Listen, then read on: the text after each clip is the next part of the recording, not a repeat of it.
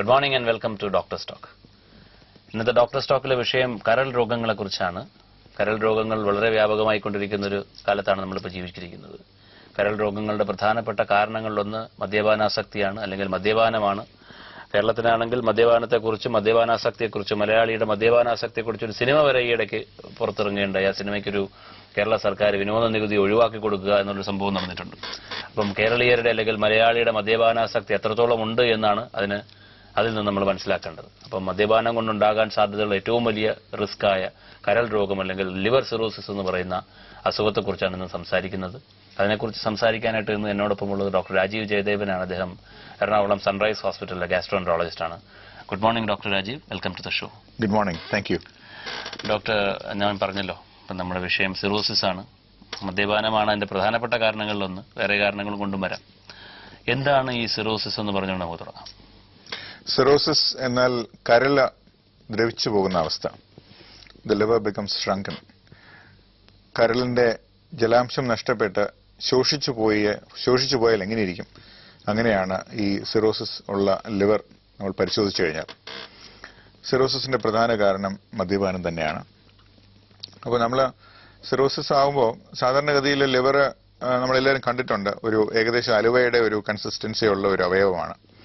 അത് വളരെ ചുരുങ്ങിപ്പോയി കഴിഞ്ഞാൽ അതിന്റെ പ്രവർത്തനം തകരാറിലാവുകയും പിന്നെ പലതരത്തിലുള്ള കോംപ്ലിക്കേഷൻസ് ഉണ്ടാവുകയും ചെയ്യുന്ന അവസ്ഥയാണ് സിറോസിസ്. അത് കരൾ രോഗത്തിന്റെ ഏകദേശം ലേറ്റ് സ്റ്റേജ് എന്ന് ഇതിനെ വിശേഷിപ്പിക്കാം. ലേറ്റ് സ്റ്റേജ് ആണ്.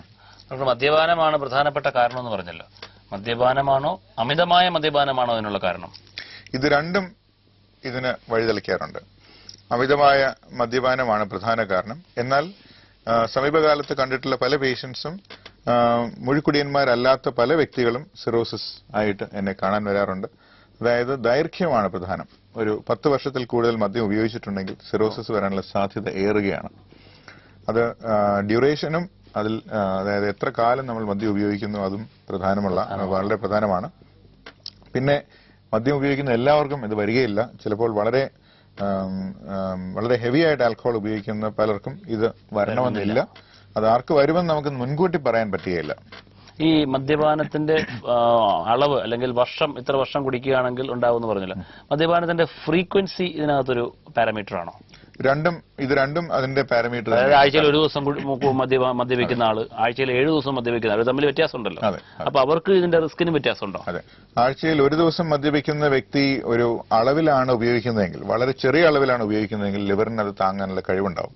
പക്ഷെ ആ സമയത്ത് ഒരു 30 ml എന്നുള്ളതിന് പകരം ചിലപ്പോൾ 60, 90, 120 ഉപയോഗിക്കുകയാണെങ്കിൽ ലിവറിന് താങ്ങാനുള്ള ശക്തി ഉണ്ടാവില്ല. അപ്പൊ ലിവർ താൽക്കാലികമായിട്ട് ക്ഷതമേൽക്കുകയാണ്. ആ ക്ഷതമേറ്റ ലിവർ വീണ്ടും റിപ്പയർ ചെയ്യപ്പെടുമ്പോൾ ചില മാറ്റങ്ങൾ ലിവറിൽ സംഭവിക്കുന്നു. പിന്നെയും ഈ ക്ഷതം ആവർത്തിക്കപ്പെടുകയാണ്. അടുത്ത തവണ ഇദ്ദേഹം മദ്യം ഉപയോഗിക്കുമ്പോൾ ഇതേ ക്ഷതം രണ്ടാമതുണ്ടാകുന്നു. അങ്ങനെ പലതവണ ക്ഷതമേറ്റ് ലിവർ സഹിയിടുമ്പോഴാണ് സിറോസിസിലേക്ക് വരുന്നത്. ഇതിന്റെ എന്തുകൊണ്ടാണ് എന്ന് ചോദിക്കുന്നതിൽ ഇനി പ്രസക്തിയില്ല, നമ്മൾ ഓൾറെഡി പറഞ്ഞു കഴിഞ്ഞു. ഇതിന്റെ സാധാരണഗതിയിൽ ഡോക്ടർ പറഞ്ഞല്ലോ ലേറ്റർ സ്റ്റേജസിലാണ് ഈ സിറോസിസ് എന്ന് പറഞ്ഞൊരു സംഗതി ഉണ്ടാവുന്നതെന്ന് പറഞ്ഞു. അപ്പൊ ഈ ലിവർ ഡിസീസിന് ലേറ്റർ സ്റ്റേജിലേക്ക് പോകുന്നതിന് മുന്നേ തിരിച്ചറിയാനുള്ള സിംറ്റംസ് എന്തെങ്കിലും ഉണ്ടെങ്കിൽ എന്ത്? വളരെ വിഷമകരമായിട്ടുള്ള കാര്യം ഇത് തന്നെയാണ്. ലിവർ ഡിസീസിനെ മറ്റ് അസുഖങ്ങളെ അപേക്ഷിച്ച് കണ്ടുപിടിക്കാൻ വളരെ ബുദ്ധിമുട്ടാണ്. ഡോക്ടർ പറഞ്ഞ പോലെ ലേറ്റ് സ്റ്റേജിലാണ് പലപ്പോഴും ഈ അസുഖം കണ്ടുപിടിക്കപ്പെടാറ്. അതിന് കാരണമുണ്ട്. സിറോസിസ് ഉള്ള പല വ്യക്തികൾക്കും ലക്ഷണങ്ങൾ ഉണ്ടാകാറില്ല. മറ്റു പല ആവശ്യങ്ങൾക്കും വേണ്ടി ആശുപത്രിയിൽ പോകുമ്പോഴോ മറ്റെന്തെങ്കിലും മെഡിക്കൽ ചെക്കപ്പ് നടത്തുമ്പോഴോ മറ്റോ ആണ് സിറോസിസിന്റെ ആദ്യ ലക്ഷണങ്ങൾ ഡോക്ടറുടെയും രോഗിയുടെയും ശ്രദ്ധയിൽപ്പെടാറ്. ചുരുക്കം പറഞ്ഞാൽ വളരെ വൈകിയുള്ള അവസ്ഥയിൽ മാത്രമേ ലക്ഷണങ്ങൾ പ്രത്യക്ഷപ്പെടുകയുള്ളൂ. അതിന്റെ ഏർലി സ്റ്റേജസിൽ ലക്ഷണങ്ങളോ ബ്ലഡ് ടെസ്റ്റിലുള്ള അബ്നോർമാലിറ്റീസോ ഒന്നും ഉണ്ടാകാനുള്ള സാധ്യത കുറവാണ്. അതുകൊണ്ട് ഏർലി സ്റ്റേജിൽ ഇതിനെ ഡയഗ്നോസ് ചെയ്യാനും വളരെ പാടാണ്. നേരെ മറിച്ച് നമ്മളിപ്പോൾ കിഡ്നിയുടെ അസുഖത്തെ നമ്മൾ ഒരു താരതമ്യപ്പെടുത്താൻ വേണ്ടി കിഡ്നിയുടെ അസുഖം എടുത്ത് നോക്കിക്കഴിഞ്ഞാൽ വളരെ എളുപ്പം ഏത് ഡോക്ടർക്കും വളരെ ലളിതമായിട്ട് റിലയബിൾ ആയിട്ടും അത് ഡയഗ്നോസ് ചെയ്യാൻ സാധിക്കും. വളരെ ഏർലി സ്റ്റേജിൽ തന്നെ കിഡ്നിയുടെ അസുഖം നമുക്ക് മൂത്രപരിശോധന കൊണ്ടോ അല്ലെങ്കിൽ ബ്ലഡ് ടെസ്റ്റ് കൊണ്ടോ പരിശോധിക്കാൻ സാധിക്കും. പക്ഷെ ലിവർ അങ്ങനെയല്ല. ഇപ്പൊ ഈ മൈക്രോ ആൽബുമിനുറിയ നോക്കിക്കഴിഞ്ഞാൽ ലിവർ കിഡ്നി ഡിസീസ് വരാൻ സാധ്യതയുണ്ടോ എന്ന് വരെ പറയാം. അതിന് മുമ്പ് തന്നെ നമുക്ക് അറിയാൻ സാധിക്കും. ലിവറിന് അങ്ങനെ ഒരു പരിമിതിയുണ്ട്. അങ്ങനെ ഒരു സംഗതി ഇല്ല. അപ്പോൾ ഈ ലിവർ ഡിസീസിന് ബ്ലഡ് ടെസ്റ്റിൽ ലേറ്റസ്റ്റ് സ്റ്റേജസിൽ അറിയാൻ പറ്റുള്ളൂ എന്ന് പറഞ്ഞല്ലോ. നമ്മുടെ നാട്ടിൽ ഈ അത്യാവശ്യം മോശമില്ലാതെ മദ്യപിക്കുന്ന എല്ലാവരും ചെയ്യുന്ന ഒരു കാര്യമാണ് ഇടയ്ക്കിടയ്ക്ക് പോയിട്ട് ഈ ബിലിറൂബിനും SGOT SGPT liver function test അങ്ങ് ചെയ്തു നോക്കും അല്ലേ? അതങ്ങനെ ഒരു സംഭവം ഇല്ലേ? ഇത് കേരളത്തിൽ പ്രത്യേകിച്ച് കണ്ടിട്ടുള്ള ഞാൻ ലോകത്തെല്ലായിടത്തും വർക്ക് ചെയ്തിട്ടുള്ള ആളാണ്. കേരളത്തിൽ പ്രത്യേകിച്ച് കണ്ടിട്ടുള്ള ഒരു ശുദ്ധ മണ്ടത്തരം തന്നെയാണ്. അതായത് ഒരു വ്യക്തി ഒരു ലാബിൽ പോയി എന്റെ ബ്ലഡ് ടെസ്റ്റ് ചെയ്യുമെന്ന് പറഞ്ഞ് ബ്ലഡ് കൊടുക്കുന്നു. അതിന്റെ റിസൾട്ട് നോക്കിയിട്ട് കുഴപ്പമില്ല എന്ന് ലാബിന്റെ ആൾ പറഞ്ഞു കൊടുക്കുന്നു. അപ്പോൾ ആൾ വളരെ ഹാപ്പി ആയിട്ട് നേരെ ബാറിലേക്ക് പോകുന്നു, വീണ്ടും കുടിക്കുന്നു, അടുത്ത ആഴ്ച വീണ്ടും ചെക്ക് ചെയ്യുന്നു. ഇത്രയും വലിയ മണ്ടത്തരം ഞാൻ ശരിക്കും മെഡിക്കൽ സയൻസിൽ കണ്ടിട്ടില്ല. കാരണം ഈ ബ്ലഡ് ടെസ്റ്റ് ചെയ്തുകൊണ്ട് സിറോസിസ് ഉണ്ടോ ഇല്ലേ നമുക്ക് അറിയാൻ പറ്റുകയില്ല. പിന്നെ വളരെ ലേറ്റ് സ്റ്റേജ് സിറോസിസ് ഉള്ള ഒരാൾ കണ്ടാൽ തന്നെ നമുക്ക് തിരിച്ചറിയാൻ സാധിക്കും. അങ്ങനെയുള്ള വ്യക്തിയുടെ ബ്ലഡ് ടെസ്റ്റിൽ ക്ലിയർ ആയിട്ടുള്ള മാറ്റങ്ങൾ ഉണ്ടാകും. പക്ഷെ ഏർലി സ്റ്റേജിൽ ഇത് ചെയ്തിട്ട് യാതൊരു കാര്യവും ഇല്ല. അപ്പോൾ ഏർലി സ്റ്റേജിൽ ലിവർ ഡിസീസ് കണ്ടുപിടിക്കാൻ മാർഗമൊന്നുമില്ല. ഏർലി സ്റ്റേജിൽ സാധാരണ ഇവർക്ക് കണ്ടുവരുന്നത് ഫാറ്റി ലിവറാണ്. ഫാറ്റി ലിവർ എന്ന് പറഞ്ഞാൽ ഡോക്ടർക്ക് അറിയുന്ന പോലെ ഏകദേശം കേരളത്തിലുള്ള ഒരു 50-60% പുരുഷന്മാർക്കും ലിവറിനകത്ത് കൊഴുപ്പുണ്ട്. കാരണം പലരും ഓവർ വെയിറ്റ് ആണ്, ഭക്ഷണക്രമം ശരിയല്ല. അപ്പോൾ അങ്ങനെയുള്ള സാഹചര്യത്തിൽ ഫാറ്റി ലിവർ മിക്കവർക്കും ഉണ്ട്. അപ്പോൾ ഫാറ്റി ലിവർ ആണ് സിറോസിസിലേക്ക് നയിക്കുന്നത് നമുക്ക് മുൻകൂട്ടി തീരുമാനിക്കാൻ പറ്റുകയില്ല. മറ്റൊരു ലക്ഷണവും നമുക്ക് കാണാനും പറ്റുകയില്ല. അപ്പോൾ ഇത് എങ്ങനെ ഡയഗ്നോസ് ചെയ്യും? ഇപ്പോൾ ലിവർ സിറോസിസ് ആണ് അല്ലെങ്കിൽ മുഖലക്ഷണം കൊണ്ട് അല്ല ആളുടെ ശാരീരികമായ ലക്ഷണങ്ങൾ കൊണ്ട് കുറേ കാര്യങ്ങൾ നമുക്ക് മനസ്സിലാവും. ഇത് എങ്ങനെ ഡയഗ്നോസ് ചെയ്യും? സിറോസിസ് ഉള്ള വ്യക്തിയുടെ ഫിസിക്കൽ എക്സാമിനേഷൻ, അദ്ദേഹത്തെ പരിശോധിക്കുമ്പോൾ ചില മാറ്റങ്ങൾ അത് ട്രെയിൻഡ് ആയിട്ടുള്ള ഡോക്ടേഴ്സിന് അത് കണ്ടാൽ മനസ്സിലാവും. മുഖലക്ഷണത്തിൽ നിന്ന് തന്നെ പലപ്പോഴും നമുക്ക് മനസ്സിലാക്കാൻ സാധിക്കാറുണ്ട്. അപ്പോൾ അതിലൊന്ന് കാലിലുള്ള നീരാണ്.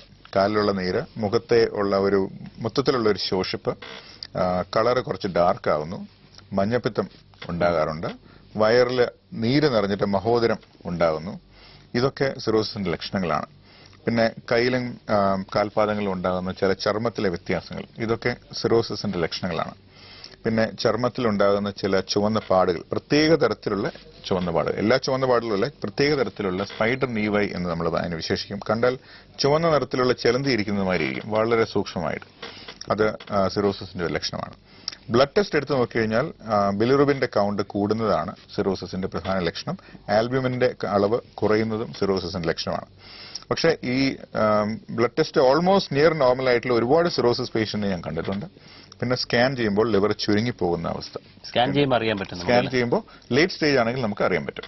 ഏർലി സ്റ്റേജ് ആണെങ്കിൽ അപ്പോഴും അറിയാൻ പറ്റില്ല. ഫാറ്റി ലിവറിനെ പറയുള്ളൂ. ഓക്കെ ഡോക്ടർ, തിരിച്ചു വരാം. ഇനി ഒരു short break. Welcome back. Doctor, ഈ സിറോസിസിന്റെ ആ ഒരു സബ്ജക്റ്റ് ഒന്ന് ഡീവിയേറ്റ് ചെയ്തിട്ടൊന്ന് ചോദിച്ചോട്ടെ. ഈ മദ്യപാനം എന്ന് പറയുന്നത് ഇപ്പോൾ ഒരു സോഷ്യൽ ഇഷ്യൂ ആയിട്ട് മാറിക്കൊണ്ടിരിക്കുകയാണ്. ഇപ്പോൾ ഞാൻ തുടക്കത്തിൽ പറഞ്ഞതുപോലെ ഇപ്പോൾ ഒരു മലയാളത്തിലൊരു സിനിമ സ്പിരിറ്റ് എന്ന് പറയുന്ന സിനിമ, അത് മദ്യപാനം തന്നെയാണ് അതിന്റെ പ്രമേയം എന്ന് പറയുന്നത്. കേരളത്തിൽ മലയാളിയുടെ മദ്യപാനാസക്തി, അത് മദ്യത്തിൽ ഉണ്ടാകുന്ന കുറേ കാര്യങ്ങൾ ഞാൻ കണ്ടതാണത്. ഒരു മദ്യപാനം കൊണ്ടുണ്ടാകാൻ സാധ്യതയുള്ള സോഷ്യൽ ആയിട്ടുള്ള കുറേ ഇഷ്യൂസാണ് അത് കാണിക്കുന്നുണ്ട്. ഡോക്ടർ എനിക്ക് തോന്നുന്നു ആ ഒരു ഫീൽഡിൽ വെച്ചിട്ട് ഇൻട്രസ്റ്റ് ഉള്ള ആളാണ്. നമ്മൾ സംസാരിച്ചപ്പോൾ അങ്ങനെ പറയാം. എന്താണ് ഡോക്ടർ ആ ഒരു ഫീൽഡിലേക്ക് വന്നതിന് ശേഷം ഡോക്ടറുടെ ഫൈൻഡിങ് എന്താണ്? ഞാൻ ഈ ഫീൽഡിലേക്ക് വരാൻ കാരണം മദ്യം ഉപയോഗിച്ചതിന്റെ ഭവിഷ്യത്തായിട്ടുണ്ടായിട്ടുള്ള പല അസുഖങ്ങളും അതിന്റെ ദുരന്തങ്ങളും ഞാൻ കണ്ടിട്ടുണ്ട്. പേഷ്യൻസിന്റെ ഫാമിലിയിലും ഒക്കെ വളരെ ചെറുപ്പമായിട്ടുള്ള പ്രായത്തിൽ മരിച്ചവരെയും എനിക്കറിയാം. അപ്പോൾ പിന്നെ സിറോസിസ് ഉള്ള ഒരുപാട് പേഷ്യൻസ് എന്നെ കാണാൻ വരാറുണ്ട്. അപ്പോൾ ഇവരെ കാണുമ്പോൾ ഞാൻ മനസ്സിലാക്കാറുള്ളത്, ഇവരോട് ഈ മദ്യം ഉപയോഗിക്കരുത് എന്ന് പറഞ്ഞൊരു പ്രത്യേകിച്ച് കാര്യമില്ല. കാരണം ലേറ്റ് സ്റ്റേജിൽ അങ്ങനെ ഒരു ഉപദേശം കൊടുത്തുകൊണ്ട് പ്രത്യേകിച്ച് ഗുണമുണ്ടാകുന്നില്ല. അപ്പോൾ മദ്യം ഉപയോഗിക്കാതിരിക്കുന്നതാണ് അത് സിറോസിസ് വരാതിരിക്കാനുള്ള ഏറ്റവും നല്ല ഒരു മാർഗം എന്ന് പറയുന്നത്. അപ്പോൾ അതിനെ നമുക്ക് പ്രൈമറി പ്രിവെൻഷൻ എന്ന് പറയാം. അതായത് രോഗപ്രതിരോധ കുത്തിവയ്പ്പ്, ചിക്കൻ ബോക്സ് വരാതിരിക്കാനോ അല്ലെങ്കിൽ മസൂരി വരാതിരിക്കാനോ ഉള്ള വാക്സിനേഷൻ. അപ്പോൾ അതുപോലെ ആൽക്കഹോൾ ഉപയോഗിച്ച് സിറോസിസ് വരാതിരിക്കാനായിട്ടുള്ള വാക്സിനേഷൻ എന്ന് വേണമെങ്കിൽ നമുക്ക് ഇതിനെ വിളിക്കാം. അതായത് നമുക്ക് ഒരു സ്കൂൾ തലത്തിൽ തന്നെ ഒരു നല്ല ബോധവൽക്കരണ പരിപാടി നമ്മൾ ചെയ്യേണ്ടിയിരിക്കുന്നു. അപ്പോൾ അങ്ങനെ ഒരു ബോധവൽക്കരണ പരിപാടി ഞാൻ ചെയ്യാറുണ്ട്. കഴിഞ്ഞ ഒരു 3 വർഷമായിട്ട് ഞാൻ തുടർച്ചയായിട്ട് ചെയ്യാറുള്ള ഒരു പരിപാടിയാണ്. സ്കൂളുകളിൽ ഒരു ഹൈസ്കൂൾ ഗ്രേഡിലുള്ള കുട്ടികൾക്ക് മദ്യപാനത്തിൽ നിന്നുണ്ടാകുന്ന മെഡിക്കൽ കാര്യങ്ങൾ ഞാൻ അവരുമായിട്ട് പങ്കുവയ്ക്കുന്നു. അപ്പോൾ അവർ ആ കാര്യങ്ങളൊക്കെ മനസ്സിലാക്കുകയും അതിന്റെ ഭവിഷ്യത്തുകൾ ഇതൊക്കെയാണെന്ന് മനസ്സിലാക്കുകയും ചെയ്തു കഴിഞ്ഞാൽ ഒരു പരിധിവരെ കുട്ടികൾ അതിലേക്ക് വഴുതി വീഴാതിരിക്കാൻ സാധ്യതയുണ്ടെന്നാണ് എന്റെ വിശ്വാസം. പക്ഷേ ഇതിലൊരു പ്രോബ്ലം കാണുന്നത് ഇവരുടെ ഒരു 80% കുട്ടികളുടെയും വീടുകളിൽ മദ്യം ധാരാളമായി വിളമ്പുന്ന സാഹചര്യമുള്ളവരാണ്. അച്ഛന്മാരും അവരുടെ മറ്റ് ബന്ധുക്കളും മുതിർന്ന ചേട്ടന്മാരും എല്ലാം ഉപയോഗിക്കുന്നുണ്ട്. അപ്പോൾ ഇവരൊക്കെ ഇവരുടെ ഹീറോസാണ്. സിനിമയിലും TV സീരിയലും എല്ലാം ഹീറോസ് മദ്യം ഉപയോഗിക്കുന്നു, വളരെ ഫ്രീ ആയിട്ട് നമ്മൾ കാണുന്നുണ്ട്. അപ്പോൾ കുട്ടികൾ ഇത് നോക്കുന്നത് അവരുടെ പരിമിതമായിട്ടുള്ള ഒരു അറിവ് വെച്ച് നോക്കുമ്പോൾ ഇതെല്ലാം അക്സെപ്റ്റബിൾ ബിഹേവിയർ ആണെന്നൊരു തോന്നൽ അവരുടെ മനസ്സിൽ ചെല്ലുകയാണ്. അപ്പോൾ 14ഉം 15ഉം വയസ്സിൽ മദ്യം ഹെവി ആയിട്ട് ഉപയോഗിക്കുന്ന കുട്ടികളെ ഞാൻ കണ്ടിട്ടുണ്ട്. അപ്പോൾ ഇത് വളരെ അപകടകരമായിട്ടുള്ള സാഹചര്യമാണ്. കാരണം ആ പ്രായത്തിൽ മദ്യം ഉപയോഗിക്കാൻ തുടങ്ങിക്കഴിഞ്ഞാൽ അവരെ മദ്യത്തിന് അടിമയാകാനുള്ള റിസ്ക് വളരെ കൂടുതലാണ്. As you know, alcohol is A substance, അതായത് ഡ്രഗ്സ് മാതിരിയാണ്. അത് മനസ്സിനെ കീഴ്പ്പെടുത്തി കഴിഞ്ഞാൽ നമുക്ക് നിർത്താൻ പറ്റുകയില്ല. അപ്പോൾ അങ്ങനെ ഒരു വളരെ സീരിയസ് ആയിട്ടുള്ള സോഷ്യൽ പ്രോബ്ലം നമ്മൾ ഉറ്റുനോക്കിക്കൊണ്ടിരിക്കുകയാണ്. ഈ കുട്ടികൾ വളർന്നു വരുമ്പോൾ ഒരു 25-30 വയസ്സാകുമ്പോൾ പലർക്കും സിറോസിസ് വരാനുള്ള ചാൻസ് വരെ ഉണ്ട്. ഈ ആൽക്കഹോള് ഇപ്പം ഈ ഡോക്ടർ പറഞ്ഞ ശരിയാണ്, സോഷ്യൽ ആയിട്ടൊരു ഇഷ്യൂ ആണത്. പക്ഷെ ആൽക്കഹോളിനെ ഒന്ന് എന്താ പറയാ ഗ്ലോറിഫൈ ചെയ്യാനുള്ളൊരു ശ്രമമുണ്ട്. സോഷ്യൽ ഡ്രിങ്കിങ്, സെൻസിബിൾ ഡ്രിങ്കിങ് എന്നൊക്കെ പറയാം. അതിനെക്കുറിച്ച് എന്താ അഭിപ്രായം? സെൻസിബിൾ പലപ്പോഴും അത് ഡോക്ടർമാർ തന്നെയാണ് ചെയ്യുന്നത്. വളരെ ശരിയാണ്. സെൻസിബിൾ ഡ്രിങ്കിങ് എന്നൊക്കെ പറയാം. അതെ, വളരെ ശരിയാണ്. സെൻസിബിൾ ഡ്രിങ്കിങ്ങിന് പല ഡെഫിനിഷൻസ് ഉണ്ട്. ആൽക്കഹോൾ ഉപയോഗിക്കാൻ പാടില്ല എന്ന് ആരും പറഞ്ഞിട്ടില്ല. പക്ഷേ കേരളത്തിൽ ഞാൻ പറഞ്ഞ പോലെ ഞാൻ ഒരുപാട് വിദേശ രാജ്യങ്ങളിൽ ജീവിച്ചിട്ടുള്ള ആളാണ്. കേരളത്തിലുള്ള വ്യക്തികളുടെ മദ്യപാന ശീലം, അവരുടെ ഹാബിറ്റ്സ് വളരെ മോശമാണ്. അവര് മദ്യം വളരെ കൂടുതൽ അളവിൽ ഉപയോഗിക്കുകയും വളരെ സ്പീഡിൽ കഴിക്കുകയും ചെയ്യും. ഇത് ലിവറിന് താങ്ങാൻ പറ്റുകയില്ല. കാരണം ലിവറിന്റെ ഫംഗ്ഷൻ എന്താണ്? നമ്മുടെ ശരീരത്തിലേക്ക് ചെല്ലുന്ന ഓരോ കെമിക്കലിനെയും വിഷാംശമല്ലാതാക്കി മാറ്റുക, അതിനെ വിഷം തീണ്ടാതെ നോക്കുക. അപ്പൊ ആൽക്കഹോൾ എന്നുള്ള വിഷമാണ്. ആ വിഷത്തിനെ അത് കെമിക്കൽ പ്രോസസ്സ് വഴി ഡീടോക്സിഫൈ ചെയ്ത് ഒരു ആൽഡിഹൈഡ് ആക്കി മാറ്റി അവസാനം അത് നിരുപദ്രവയായ മോളിക്യൂൾ ആക്കുക എന്നുള്ളതാണ് ലിവറിന്റെ ജോലി. പക്ഷേ ലിവറിനെ നമ്മൾ അത് അമിതമായ അളവിൽ ആൽക്കഹോൾ ഉപയോഗിക്കുമ്പോൾ ലിവറിന് താങ്ങാൻ പറ്റാതെ വരുന്നു. അങ്ങനെയാണ് ഈ ആൽക്കഹോൾ ലിവറിനെ ഡാമേജ് ചെയ്യുന്നത് തന്നെ. അപ്പോൾ കേരളത്തിലെ 2 പ്രോബ്ലം ഞാൻ പറഞ്ഞു. ഒന്ന് അളവ്, 2 അതിന്റെ സ്പീഡ്. ഇത് രണ്ടും വളരെ കൂടുതലാണ്. അപ്പൊ അതുകൊണ്ട് തന്നെ ലിവർ ഡാമേജ് ഉണ്ടാകാനുള്ള സാധ്യത കൂടുതലാണ്. പിന്നെ കേരളത്തിൽ അമിതവണ്ണമുണ്ട്. നമ്മൾ മുമ്പൊരു പ്രോഗ്രാമിൽ സംസാരിച്ചിരുന്നു. കേരളം, പഞ്ചാബ് കഴിഞ്ഞാൽ കേരളമാണ് ഏറ്റവും കൂടുതൽ വണ്ണമുള്ള വ്യക്തികളുടെ സംസ്ഥാനം. അപ്പൊ വണ്ണമുള്ള ആൾക്കാർക്ക് മദ്യം ഉപയോഗിച്ചു കഴിഞ്ഞാൽ ലിവർ സിറോസിസ് വരാനുള്ള സാധ്യത കൂടുതലാണ്. അപ്പൊ എല്ലാം കൊണ്ട് നോക്കുമ്പോഴും വളരെ അനാരോഗ്യകരമായിട്ടുള്ള ഒരു സാഹചര്യമാണ് നമ്മൾ കാണുന്നത്. അപ്പൊ അതിനെപ്പറ്റി നമ്മൾ വളരെ സജീവമായിട്ട് എന്തെങ്കിലും ചെയ്യേണ്ടിയിരിക്കുന്നു.